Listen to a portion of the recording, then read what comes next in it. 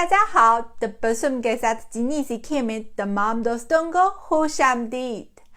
दोस्तों, क्या आप जानते हैं कि चीन में साल भर में कितने त्योहार मनाए जाते हैं और इन त्योहारों से क्या रस्म रिवाज वाबस्ता है?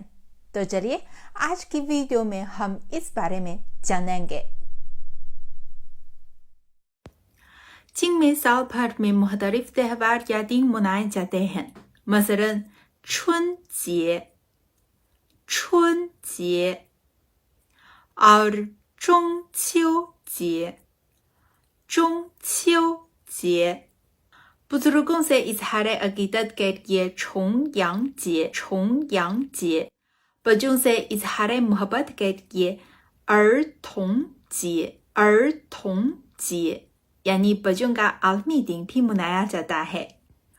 कुछ त्योहारों पर मखसूस पकवान बनाए जाते हैं। मसलन ड्रैगन बोट फेस्टिवल यानी 端午节 के मौके पर 粽子 नामी पकवान खाया जाता है और लालटेन फेस्टिवल के मौके पर यानी 元宵节 के मौके पर 元宵 नामी मिठाई भी खाते हैं। चीन के मुख्तलिफ इलाकों और मुख्तलिफ कौमियतों के अपने अपने त्योहार हैं। मसलन चीनी मुस्लिमान ईद उल फितर यानी 开斋节 और ईद उल अज़हा 宰生节 भी मनाते हैं।